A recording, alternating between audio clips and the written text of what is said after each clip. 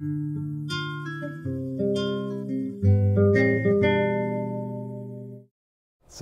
you can do, okay, yeah. I've got permission to open it up from Simon. Yeah. So.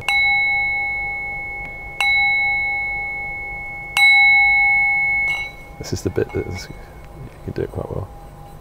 Yes. Didn't get a lot of that one. Welcome to Simon on the Sofa. And it's myself, Steve, Simon, and Rasheed. We're going to have a conversation about divine masculinity. Divine masculinity, indeed. Wherever that may take us. Yeah. Whatever that might mean. Whatever that might mean. Yeah, yeah. So this is a one-off, basically, for the sofa. This is the first time I've got 3 people on the sofa. So welcome, guys, and thank you for joining. Today's been a real magical day, and we're just allowing it to flow. One of the things that keeps coming up for me, and Steve's agreed, and I'm sure Rasheed, we just said to Rasheed he's going to sit in, and he's like, yes, of course, whatever. Is this whole idea of divine masculinity. Yeah. And so do you want to throw in there? Well, I like the way you said keeps coming up. Yeah. I just felt, okay. It keeps coming up. It keeps coming up. This is just in the morning. Yeah, it's going to be that kind of a sofa. No, let's bring it back. Divine masculinity, it's a great term. I mean, where could you go with that one? Well, I'm wondering, is it because that, you know, most people who it seems who are more ready to go on some kind of self-discovery on any level tend to be women who are more open to life, or questioning themselves, or perhaps thinking that they might not be right, or that they're prepared to explore and so on. Tend to be women who are keener, more ready, and I guess guys very often we're very focused, or we don't have time, or whatever. Yeah. Is that why there's a value in exploring this kind of thing about, I guess, the modern man who's open to finding themselves? Is that what's pointed to by this divine masculinity? Yeah. Well, yeah, you're right, because our alternative audience is 80% women. Right. Our alternative team of volunteers, 80% women. And they keep saying to me, the volunteers, I hope they don't mind me saying this, you need to get us more men. You know, for a variety of reasons. I'm sure all good. But there is this absence of the male in this kind of emerging, you know, exploration. I think, I imagine even in coaching circles, the ones we run, are mostly women as well. They're looking, it's almost like the feminine is up for it, but the masculine is kind of like down the pub or at football match or something like that. But at the same time, most of the people who are the speakers, the main speakers, are men. So what's that about? Yeah. You know, isn't that interesting that most of the authors, well, maybe because sometimes women don't need to, they just get on with it, isn't it? Which can be great, the women just get on with it. They don't need the glory or whatever, they often just get on with it. Yeah, and the men are sort of out there. Yeah, it's funny because I suppose what's been coming up for me in terms of the divine masculine and divine feminine, and I do a workshop called The Language of Love, and most men shy away from the idea of love sometimes. Love in itself, the word's quite scary for a lot of men, and it means, like, you know, what does it mean getting in touch with your feminine side, for example? I think for me the divine masculine means actually showing up and taking responsibility of not just the feminine but also our own suppression within ourselves, sexual and our own sexuality, because unfortunately, because of the male dominance and the sort of power, the power transmutation, you could say, of most men. I'm just going to, as a generalization, I don't know if this is similar to the path you've been on, but it's very dysfunctional and quite, you know, male dominated in terms of controlling everything, really. Controlling women, controlling nations, controlling society, controlling business, you know. Do you know what I mean? So for me, the divine masculine is more of somebody who's sort of letting go of that need to control constantly, but then through letting go of needing to control, there becomes this more authentic control. Yeah. But with it is that men and masculinity is, of course, connected, but in women I find there's a masculine force. In men there's a feminine, like the Jung idea of the anima animus, you know, that we have both but we identify with one. I met women that are more masculine than most of the male friends I know. So it's a force that's applied to men and women, and on the planet I think the masculine, whatever energy, has been dominant for, what, 2,000 or 3,000 years, through, you know, military force, through priesthoods, through all of that. But before that, there was the other side going on. There was the feminine had ascendants, you know, for thousands of years. All these images of Venuses in caves, but somewhere they didn't meet. They kind of crossed over, and I think hopefully now we're at a space where they're going to start to come together, because the conversation should be, how do men and women really meet? How do we meet in ourselves these energies or these forces, the sacred marriage? I think you're so right, because I think there's that thing about, okay, how is that, I think in your talk, you were talking about this thing, okay, starting from the individual. So if I'm, as an individual, whoever I am, whatever my experience, let's say as a man, and I'm feeling I need to do this or I need to do that, and you know how guys often, we tend to hold rigid, or this, do you know what I mean? You see it often walking down the street, whether it's a guy who's very much a kind of somebody kind of the street kind of mentality, or somebody a business mentality, it's still very, very serious. There seems to be a tension. Not all of those dimensions of them seem to be sit at peace. So I think that when, as an individual, we can just explore, okay, well, who am I? What sits with me? How do I want to be? Do I feel as though I need to be this hard or this tough all the time? Or can I be just a little bit more light? Can I be a little bit more emotional? I think there's also a myth that guys aren't very emotional. One of my best friends who's male, he makes the point that there is a lot of that sensitivity side, but the pressure for guys to feel as though they need to be somehow other, I think isn't very helpful, and therefore how that tension presents itself in one's relationship to oneself, in one's relationships with others, in those different roles that we have, is really kind of difficult. And you see it all the time, how it plays itself out. When we can just be more accepting, okay, I have these different emotions, I have these different thoughts, these different feelings, in whatever way, it's just far more healthy, and that helps every kind of relationship. I just think that we still got a long way to go, ironically, with that. We have this old conditioning. I mean, from years, women were nurturers, looking up from the caves to, modern days, and men went out and hunted, and now it's like men go out to work, and women can enter the marketplace, but still there's a whole equality thing. But for men, I think the last 20 years, with a spiritual and kind of conscious awakening, women have really explored all their divine feminine, but men have not. It's a very unusual conversation that men are starting to have. Well, what is really masculinity about? What is it about emotions, about vulnerability, about the creative impulse, about what does it mean to be a father? What does it mean to be a lover?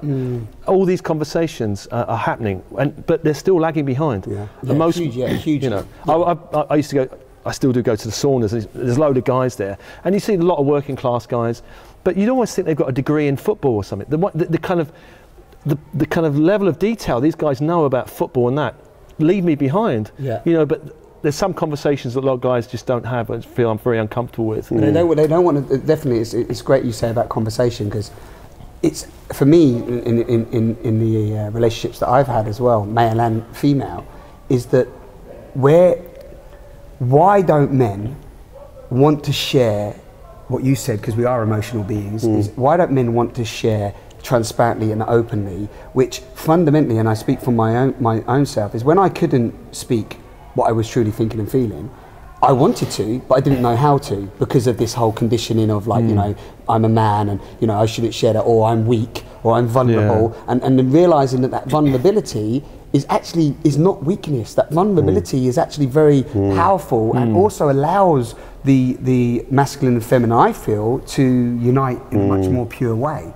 So because most men just do not want to talk about how you're feeling. If you say, oh, I'm feeling sad, or I'm feeling upset, or I'm feeling jealous, or I'm feeling anxiety, or I'm feeling, men have always got to go, no, I'm good, everything's good, I'm feeling strong. And I can control everything I'm doing, and everything's going to be okay. Stick with me, darling. That's right. And then even in the bedroom, there's no connection in the bedroom as well, because we were talking about sexuality here as well. Is even men can't, if men say they cuddle, most other men are, you cuddle, do you? What's that all about? You just cuddle.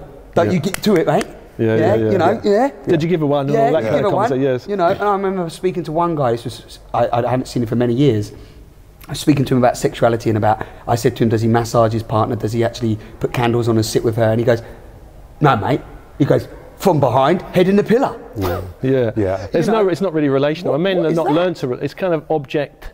But women have done it too. Women, I guess, have seen men as success objects. Well, if I marry that guy, traditionally women could advance through marrying some guy, and a man will look at a woman as a kind of beautiful sex object. All that, it's not relational, is it? It's just treating people as objects. No, I mean, it's quite interesting, even just listening to this conversation, I realised that we haven't really advanced that far in terms of how it is that we relate as beings in those roles, those very fixed roles that we have. I think it's just quite recently where it sounds like almost a separate subject, where the line of succession in the UK, for example, can go from, let's say, if the king and the queen have the firstborn is a female, the female can then become the head of the state or whatever. So there are all these roles where we still have very fixed ideas of what a man or woman should, the man should still propose and so on. So we still buy into lots of these things. Or, I notice even within myself, if I'm not that, well, I'll think for probably months and months before going to see a doctor.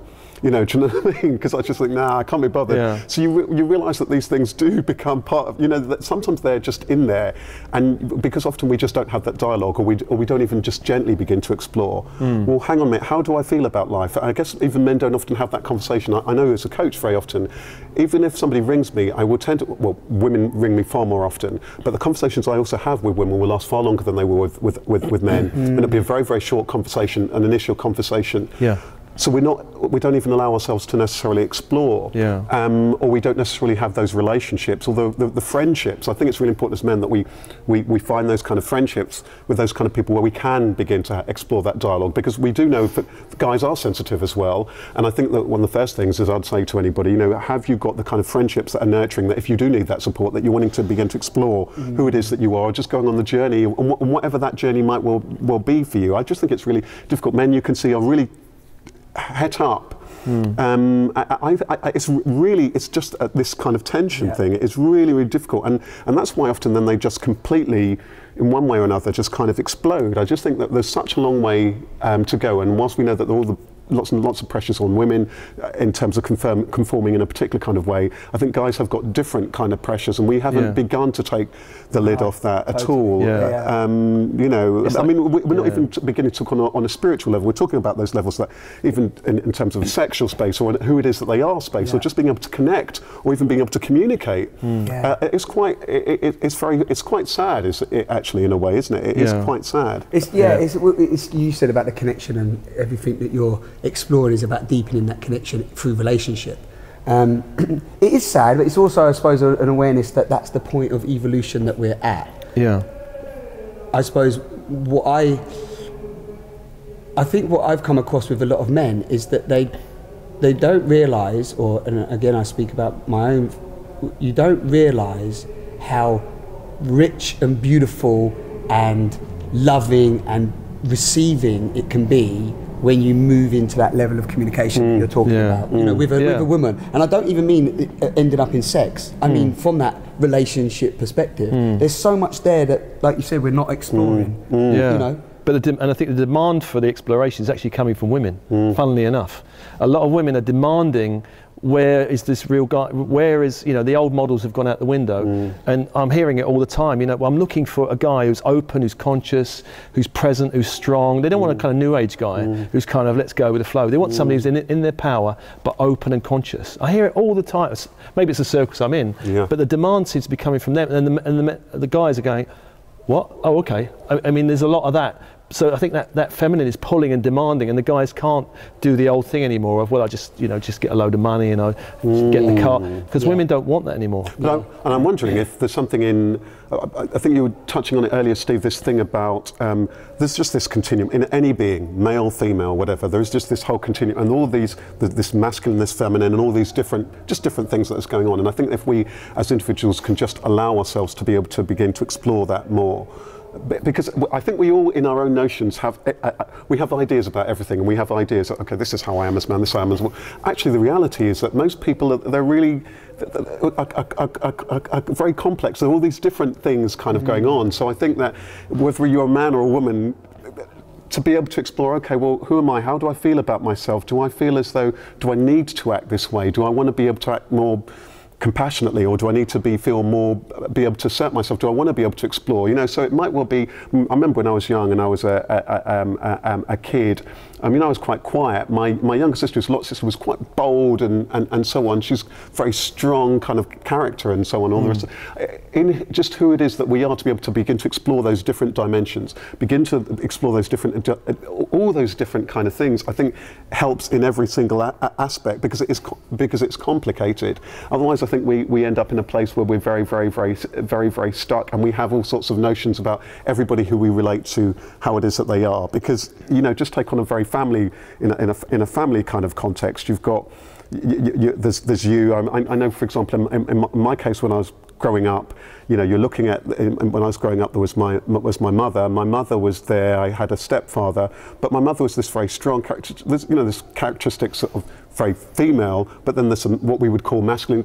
characteristics. Actually, there's just all these different characteristics. If I'm able to just allow myself to explore that, then we don't need to label it. And we were talking about something about this whole labeling. I think it's the mere labeling of it, of all this kind of stuff, is problematic. So maybe even labelling it that's divine feminine, divine masculine, that's even creating problems. It could, if you stay fixed with it. Yeah, because you're creating, again, separation of what a man should or shouldn't do. Because one man said to me the other day, funnily enough, I was talking to him, and he said, that's just how it is. Men are not supposed to get on with women. And I said, you know, I'm a bit like, well, what does that mean? Men are not supposed to get on with women. It's like, well, they are just women. And I goes, yeah, but isn't that also... I don't think that we've actually experienced what we are moving into and have the potential of experiencing in a male-female connection. Because for me, almost like the male-female connection sometimes is what I would say is the only real thing there is to really explore. Not to say that, you know, meet men on men and so on is not, you don't do that, but that connection of the masculine, feminine within yourself, if you want to say that it's the wholeness, and then bringing that into other people, that's really, that's fun. That's what fascinates our culture. All their culture is about sex, relationships, everywhere it's about that. But it's not real. There's a kind of superficiality you see on, you know, reality game shows. And I did a seminar once where it was very fascinating, where they said, okay, there's 200 people in this seminar. It was up Bradford. They said, okay, what we want to do over lunch is everyone, all the men, to get into the role of women. We want you to think and feel like a woman and go out with other people, and to the women, the opposite. So you had to reverse your role. And I went out with 4 or 5 of these as a group. I thought, well, what do women think about? Because as a guy, I had no idea. So I started talking about babies, and well, look at those babies, isn't that great? I was talking about handbags. I was talking about, you know, having children. I'm brute. All this, and a woman I was walking down the street said to me, she was doing the role of the guy, "Do you fancy having a shag in the alleyway?" And we just realised that, of course, men don't come out with that. But we had no idea. So we went back realising all we have is stereotypes in our head about how the other works. And we just have no idea about what women really feel or think, and they don't really understand us. It's about embracing both sides and really getting, well, what is...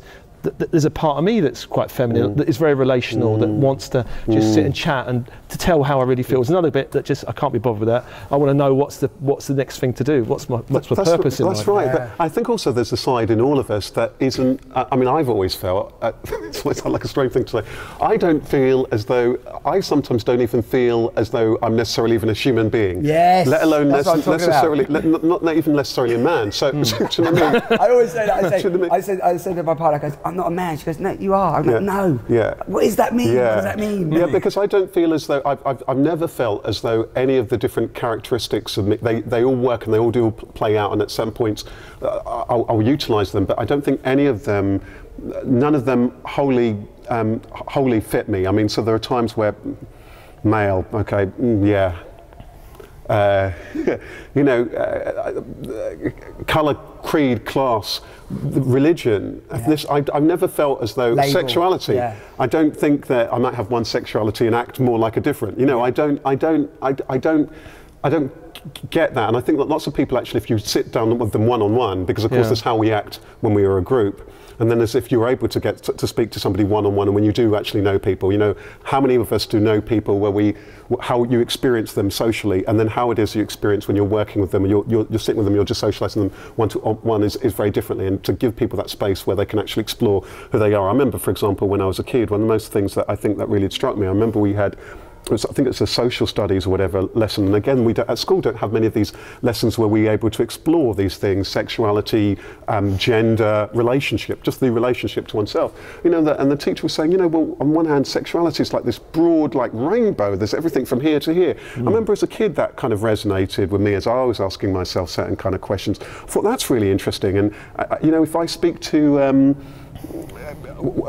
when I speak to people who it is that I really do know, and to see that actually they don't quite fit, nobody quite fits within this kind of confine that they're expected to fit within. That's not quite how it is that they are. The female will have aspects of what we call the male will have aspects of the female. And I think there's something very healthy about that kind of fluidity that just means that we're actually able to support that person in a way that's meaningful for them. Because if I'm expecting this of you when I meet you, and you're expecting this of me, I'm expecting you to be, you know, so if I'm expecting this lady to be this, or this bloke to be that, or whatever, our relationships is going to be in such conflict. From the beginning. And it happens all the time. Any form of expectation or well, I always say expectation, judgment, or condition on anybody, you're entering straight into conflict. Yeah. But then also, I just want to touch on this because I know like time flies by when us guys start speaking, just to maybe throw it in there. But then also, we're talking about divine masculinity, divine femininity. But then what about, let's also talk about from a homosexual perspective. So you know, often in the gay cultures, you know, you've got the male. There's not always, you know, a masculine, a divine masculine in those scenarios. So then it's also... It's like a reversal of roles in a way that I think society goes, what? You know, for a while it's kind of, you can't do that, like gay pride and all this.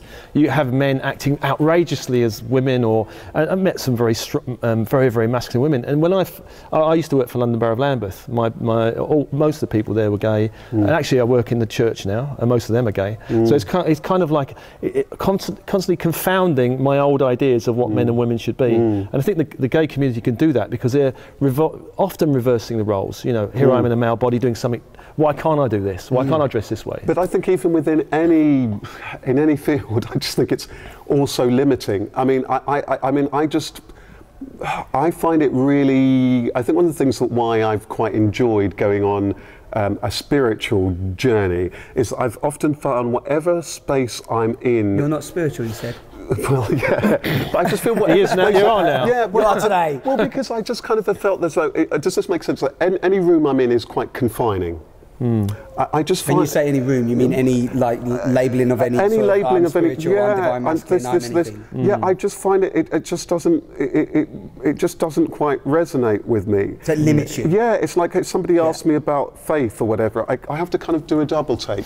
What do you know what I mean? About this thing? Yeah, it's like, isn't it Eckhart Tolle that says the minute that you name a tree, you lose the essence of what it is. Well, that's right. I mean, let's take something like sexuality. If you know, if a kid's doing what you're labelling this, it's not. It all just happens. It all just kind of happens. And I think that we've got to. I think there's maybe an opportunity now for us to just look at the whole human experience again and think, well, hang on a minute. How is it that we relate? What kind of relationships actually work? I think there's a broader conversation. What kind of relationships do people work? Do we need? And this is quite controversial now to say. You know, good. Yeah, well, there's an idea. I mean, even from quite young, I kind of thought the idea that two people will meet and that they'll be in a relationship necessarily forever.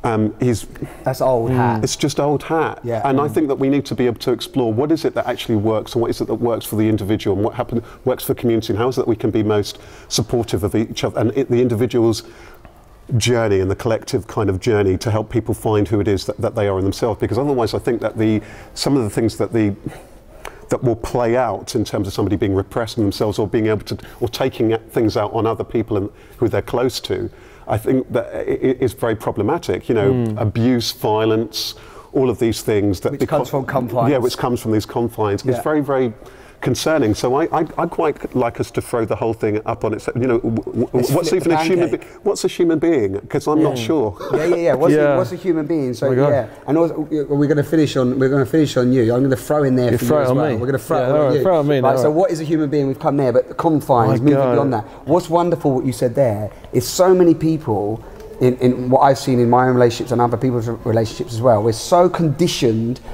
to think that we have to have one partner, whereas as we all know, I'm sitting on this sofa now, that the only way you can truly learn about yourself is through relationship and through using the other person as a mirror reflection of yourself to learn and grow. And more often than not, one partner can't give you the amount of learning and exploration that you need. So the other thing about being, like you said, what is a human being, but also on this journey of unknown isness unfolding, is that also it's, I suppose, moving beyond the judgment, expectation and condition of what anything should be. I think that's what's really powerful. Well, I'd say, it's a great one.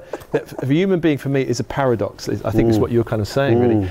But it's a paradox of opposites, that we're always in opposite. We're not one thing, we've got all these different things inside of us. You know, if you say I am purposeful, there's another bit of us that's not purposeful, like to lounge in front of a TV.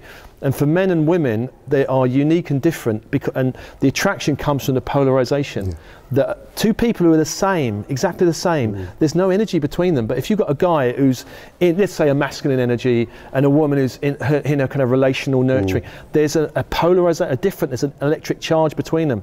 Do you know what I mean? Yeah, I do, you can meet someone and go, yeah, you're attractive, you look, but there's nothing. You can meet somebody else and you go, whoa, so there's something starts to open. And for me, that's that that's the opposite energies, like two poles of a battery meet and go, there's a real chemical explosion, arc of energy that goes in between. And so I was very interested in Tantra for a while, and Taoist, and it's all about that energy flow and what makes these two different and yet have this great attraction. And you've got to hold that attraction. It's not like just doing that all the time, but being conscious could be, I really feel this great attraction with you, and I'm not going to do anything about it, but I'm just going to enjoy that. And I think that for me is this new way of relating. You can meet someone, isn't it a shame you meet someone, have an attraction, you end up in bed immediately, and it's over, or even have a child with them, and then you go, well, how did that happen? Whereas if you can dance with that for a while, I think this is about consciousness. Men and women dance with it, go, I feel it, we're not going to act it, or maybe we will, but we'll be very conscious. Like, it's the difference between having a pizza and stuffing it down your face, or having a candlelit meal where you enjoy the company. And just eat one mushroom at a time. Or indeed the opposite. Or indeed the opposite, where one realises, okay, we've met, and there's this excitement. Let's let this thing happen, because the opposite idea that it needs to be this can also be very problematic. Because I think that very often in life, one of my whole themes is that people often never meet. So people could be in a relationship for 40 years and married and whatever, and they've never met. Never seen each other. Yeah, they've never seen each other. One person's idea of one person meets somebody else, and I think this thing that you said about this I can't remember the word that you used about this, that opposite thing. Polarization. I think that one of the problems in life is because it is so dualistic. I am supposed to be like this. As a man, I'm supposed to be like this. I feel black and white. I feel gay and straight. I feel Muslim and Christian. I feel often all of these different kind of paradoxes, and when I'm sat in the whatever it isness that actually technically is me, it's limiting for me.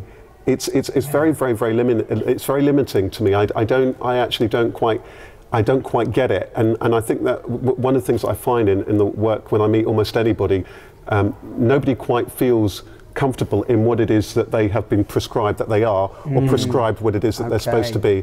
I've never met anyone who sits like that. They're kind of more like, well, this doesn't resonate with, do you know what I mean? There's always this wrestling. But everybody are pushing them into a certain... But don't you find you're different with different people? Like, I'm on the cove, I might be more trickster-like or something, and then I might be with somebody else and I'm more reserved. Of course. The person brings out different bits, or deactivates or activates. Do you find? Absolutely. You know, it's that kind of fluidity, but some people, they can't do that. They're the same person regardless of whatever situation is.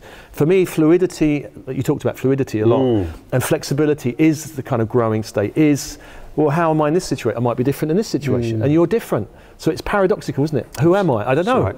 Today I'm this, tomorrow I'm that. That's right. We have to, as much as, the goodness is... No, let's keep going. We could keep going, and I mean, I don't even know where we went. Where did we go? Like, you know, divine masculinity, we've gone into being nothing. And that's even a beautiful place. So, guys, whatever you take from that, we have... and women. And women, guys and women, whatever you take, thank you for that. Look at me, just concerned about the ego self of the man. You know, look, it's us, we know the answer. It's mainly women watching this. Yeah, it's not the men. It's not the men. We can't really summarise it, but the thing is, have your dialogues on it. Ask yourself those questions. Don't email in the questions. Yeah, email in your questions. Don't box anything in, would you say? No, we're not going to box anything in. Don't fence me in, as Bing crossed me once. Yeah, don't fence me in. And guys, start talking more about how you truly feel. Women, start communicating how you truly feel. And let's just continue to explore. How about that? Thank you for cool. joining. Thank you. The first time, free on the sofa. Steve, Rasheed. Excellent. Yes. Yay! We did it.